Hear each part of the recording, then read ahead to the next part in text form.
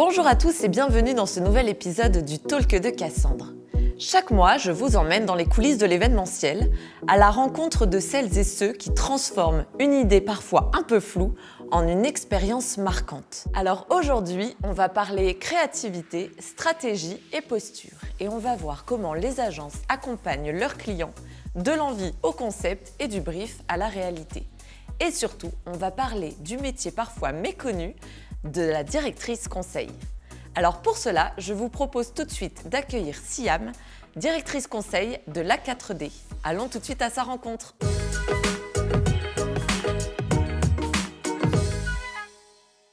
Bonjour Siam, merci d'avoir accepté d'être mon invitée. Je suis ravie de te recevoir aujourd'hui. Tu es directrice conseil à l'A4D. Tu as un parcours riche en accompagnement client et en expériences marquantes. Et j'avais envie avec toi aujourd'hui qu'on aille dans les coulisses du travail en agence, en amont de la production d'un événement, et qu'on discute ensemble du contenu, de comment mettre en place une vision marquante avec bien évidemment les souhaits du client, mais aussi avec la réalité du terrain. Et donc on va aborder tout ça aujourd'hui ensemble. Mais avant, je te propose pour démarrer notre échange que tu te présentes. Alors salut Cassandre, moi c'est Siam, je suis effectivement directrice conseil au sein de l'agence l'A4D. J'ai 33 ans et je suis un peu un bébé de l'agence événementielle parce que ça fait à peu près 1 an et demi, un peu plus d'1 an et demi que je suis arrivée à l'agence. D'accord. Et avant ça, j'ai eu un parcours de 7 ans et demi chez l'annonceur. Ok. Et donc, te voilà maintenant côté agence. Ouais. Un choix de ta part ? Carrément un choix de ma part, un choix qui a fallu justifier auprès de mon entourage parce que généralement c'est pas le bon qu'on fait dans le bon sens, à savoir qu'on passe plutôt de l'agence à l'annonceur. Moi j'ai eu une petite histoire d'amour qui a commencé avec l'A4D quand j'étais chez l'annonceur et donc du coup tout naturellement quand on m'a proposé de rejoindre l'agence, j'y suis allée. Très bien. Alors comment tu pourrais définir ton rôle de directrice conseil en une phrase ? En une phrase, je dirais... Deux, si tu veux. C'est toujours compliqué à définir, je trouve, le rôle d'un directeur conseil ou d'une directrice conseil parce qu'en soi, on est un peu chef d'orchestre. Alors, chef d'orchestre, tu as aussi directeur de production, tu vois, qui peut être aussi chef d'orchestre. Mais en fait, si tu veux, comme notre présence, elle est là du début jusqu'à la fin d'un projet, je me considérais plutôt comme un chef d'orchestre. Et alors du coup, justement, tu faisais référence au directeur de production. Ouais. Quelle différence tu vas faire entre les deux métiers ? Alors déjà, je dirais qu'il y a une différence dans les heures de sommeil, par exemple. Même pas vrai. Si, je dors carrément plus que ma collègue chargée de prod ou que ma collègue qui est directrice de production. Donc déjà, ça, je trouve que c'est vraiment quelque chose qu'il faut mettre dans la balance. Et qu'est-ce qui change vraiment avec un directeur de production ? C'est-à-dire que moi, je vais vraiment être dans les prémices, tu vois, vraiment dans le début du travail avec le client, dès la réception du brief, en fait. Tout à fait. Alors, le directeur de production, la prod, elle intervient un peu plus tard, on va dire, dans ce chemin, dans ce parcours. Mais c'est peut-être là où est la différence entre les deux. Tout à fait. Et alors, quelles sont les qualités humaines quelles sont les qualités de la directrice conseil ? Les qualités, selon moi, la primordiale, ce serait vraiment l'écoute. Ouais. Je passe beaucoup de temps à écouter mes clients, à écouter mes collègues, à écouter les contraintes des uns, les contraintes des autres, pour faire en sorte qu'on puisse avancer tous ensemble. Je parlerai aussi d'empathie, parce que c'est ça qui est cool en fait avec ce travail, c'est qu'on rencontre plein de gens différents et que du coup, il faut quand même aimer le contact humain pour pouvoir comprendre la personne qu'on a en face de nous, pour pouvoir mieux lire, tu vois, sa demande. Donc ouais, l'empathie, la curiosité. Directrice conseil, c'est un travail qui demande d'être constamment en veille. On écrit des concepts événementiels, donc du coup, il faut pouvoir se nourrir en fait avec ce qu'il y a autour de nous, pas seulement ce qu'on fait au quotidien devant notre ordinateur. Et donc oui, la curiosité, l'empathie, l'écoute, aimer les relations humaines. Et je rajouterais quand même une bonne dose de self-control. parce que c'est bête à dire, mais en vrai, il y a des situations qui peuvent être hyper stressantes. On peut avoir des clients qui peuvent être hyper stressants. Et c'est pas ma qualité première. Hein. Je dis que c'est des qualités à avoir, mais en vrai, c'est pas celle que j'ai, c'est pas celle on les apprend au fur et à mesure. Voilà. Et franchement, je trouve que je m'améliore. On en reparlera si tu veux dans quelques temps, mais en vrai, je pense que je m'améliore. Et justement, tu parlais de ton rôle entre les clients et l'équipe technique, l'équipe prod qui va arriver un petit peu par la suite. Justement, comment tu gères un petit peu ce stress entre eux? Parce que tu as vraiment ce côté pivot entre les deux, quoi. En fait, si tu veux, ce que je disais tout à l'heure, effectivement, vraiment, on a tous des rôles. Mais en fait, on est tous un peu couteau suisse, au final. Tu vois, là, dans l'agence, on en discutait en amont de ce podcast, on est 4. Donc on a chacun notre rôle, directrice conseil, chargée de prod, dire prod. Mais en vrai, on est toutes des couteaux suisses. Je dis toutes parce que nous sommes une agence 100% féminine. D'accord. Et donc du coup, effectivement, il y a tout un... Je te parlais de chef d'orchestre, tu vois, qui met à l'unisson plein d'instruments. Vraiment, directeur conseil, c'est un peu ce truc-là, en fait. C'est-à-dire qu'on va essayer de prendre les désirs des uns, les contraintes des autres, pour essayer de faire en sorte que tout communique et que on parle de stratégie, de production, de création. On va faire en sorte vraiment que tous ces mondes communiquent. Et c'est là où prend toute la valeur de mon travail, quoi. Et alors parfois, on a des clients qui ont des idées très précises et à l'inverse, d'autres des idées plutôt vagues. Ouais. Comment tu fais justement pour arriver à déterminer les besoins de ce client qui n'a pas beaucoup d'idées, qui ne sait pas trop où il veut aller? Tu vois, juste avant, tu me demandais les qualités primordiales pour être un bon directeur, directrice conseil. Je te parlais de l'écoute. Ouais. Et pour le coup, là, l'écoute a tout son sens, prend toute sa valeur. Parce qu'en vrai, quand on est face à un client qui a des idées floues ou qui ne sait pas trop où est-ce qu'il veut aller, déjà, de prime abord, je vais le laisser parler, en fait. Vas-y, dis-moi tout ce que tu as à me dire, je t'écoute, j'essaye de te comprendre et on va reformuler 1 fois, 2 fois, 3 fois, jusqu'à trouver vraiment ce qui a du sens et ce qui est réellement le truc important pour lui. Genre, je pose beaucoup de questions et la question, quand on a l'occasion de discuter avec le client, et la question en tout cas que j'aime poser, c'est... Qu'est-ce que vous voulez que vos collaborateurs, votre public, vos invités retiennent de votre événement? Pour moi, c'est le plus important. Et c'est ce qui fait que ton idée sera plus claire. Pas forcément la plus cadrée, mais au moins moins floue. Oui, c'est ça. Et alors, qu'est-ce qui fait, selon toi, un bon brief, du coup? Un bon brief, pour moi, un bon brief, c'est quelque chose que tu peux pitcher en 1 minute. Un bon brief, c'est ça, quoi. C'est, je sais pas, moi, tu me mets ce verre d'eau, je peux te vendre ce verre d'eau en 1 minute. On s'en le fera après. Et donc, mais tu vois, pour moi, c'est ça un bon brief. C'est quelque chose qui tient en 1 minute. T'as pas besoin de tergiverser pendant 1000 ans. Et les briefs en mode checklist qui viennent brider la créativité, c'est dramatique pour moi, en tout cas.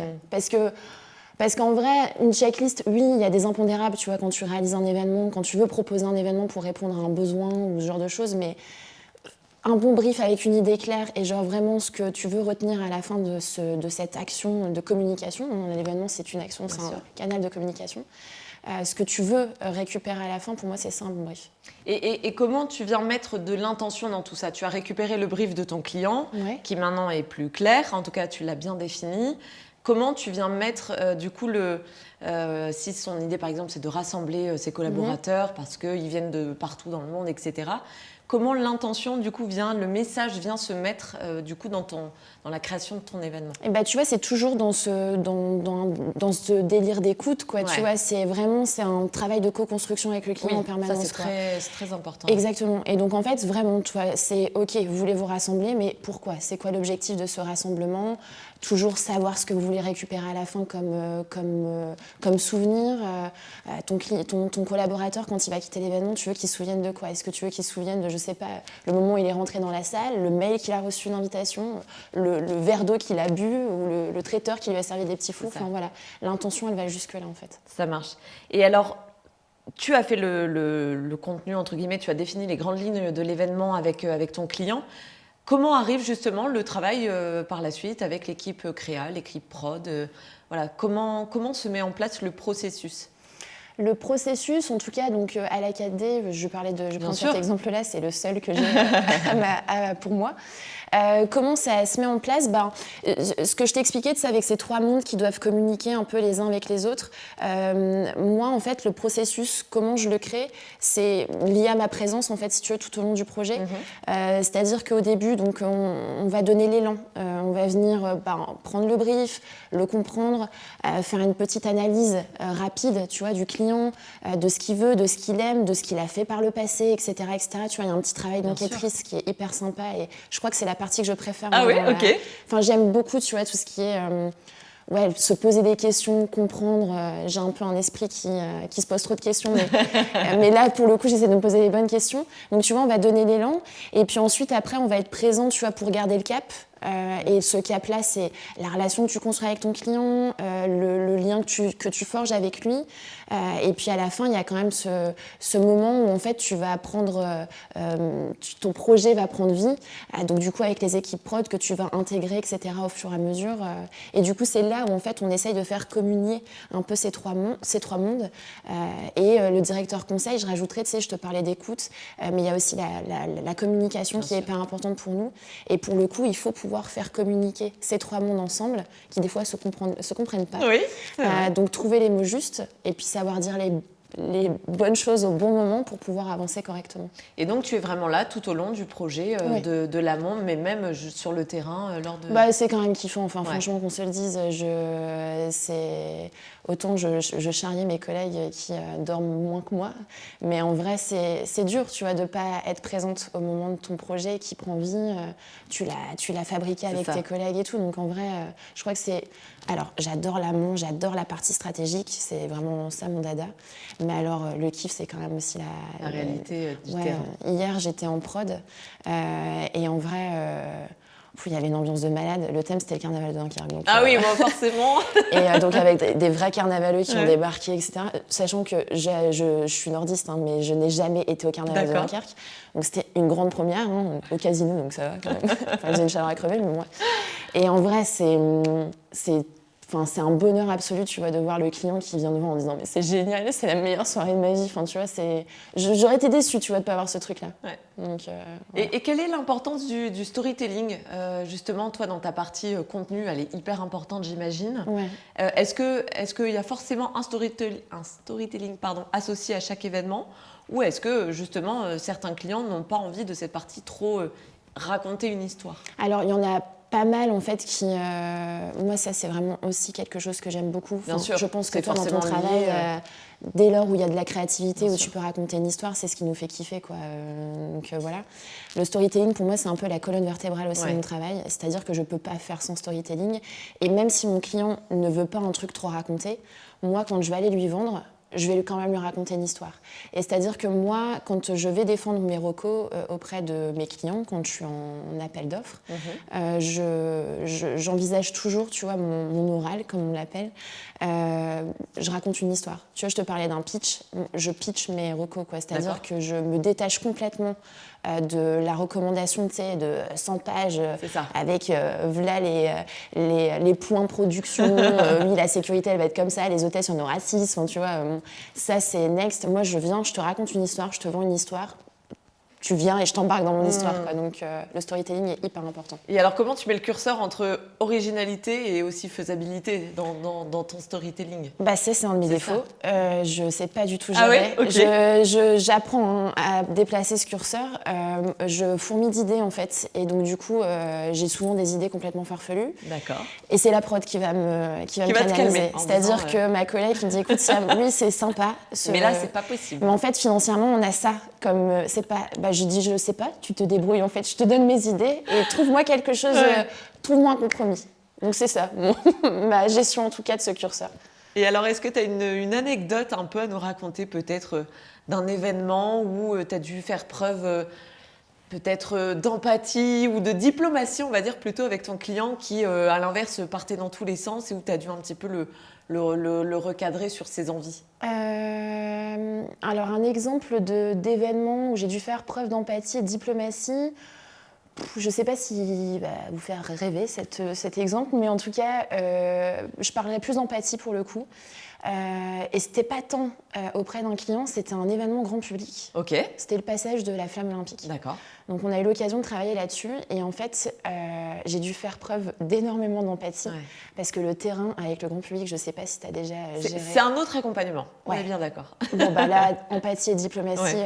Plus. Ah ouais. Donc vraiment ça c'est mon exemple phare. Après avec un client en vrai, quand tu es à l'écoute et que tu arrives à... Pour moi on cherche, tu sais, on cherche la... On veut trouver la même réponse avec le client et tu sais, avec l'équipe, on va tenter de répondre et de lui donner cette réponse. Donc en soi, on trouve toujours des compromis avec le client. Et si tu pouvais changer une idée reçue sur ton métier ? Sur mon métier de directrice conseil en tant que telle, non, mais plutôt sur l'événementiel de manière générale. Ok.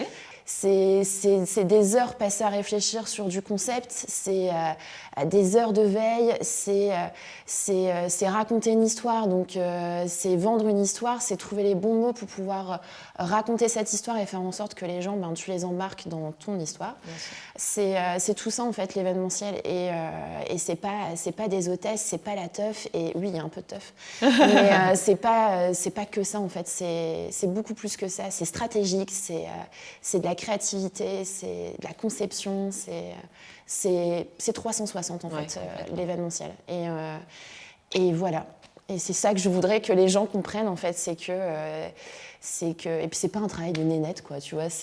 Non mais en vrai, enfin tu vois, faut quand même avoir les épaules quoi, tu vois, pour pouvoir gérer des clients. Gestion du stress, Enfin tu vois, c'est ça que je voudrais faire changer. Enfin les avis, je voudrais qu'ils changent là-dessus. Alors du coup, je vais te poser quand même la question, même si je pense du coup connaître ta réponse, mais qu'est-ce qui te fait vibrer dans ton métier ? Quel est le petit plus qui fait que tous les jours, tu le fais avec passion, ton métier ?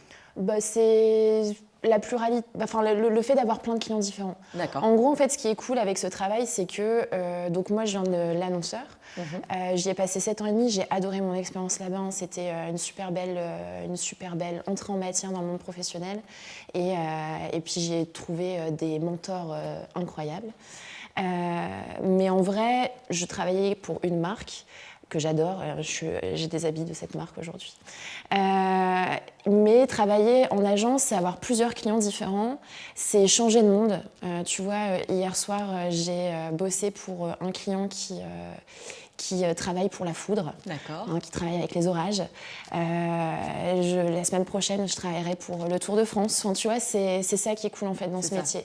Et tu te réinventes constamment. Tu te rechallenges aussi d'un point de vue relation. Tu sais, tout ce qui est hygiène relationnelle, etc. Enfin voilà, t'apprends quoi, tu vois, déjà d'une à garder tes émotions, enfin tu vois, à contrôler tes émotions, contrôler ton stress. Donc ça, c'est un challenge. Tout à fait. Et puis toute la partie créativité, en vrai, c'est cool. Moi, ce travail m'a permis, tu vois, on est allé au Japon pour aller voir l'Expo universelle. Wow.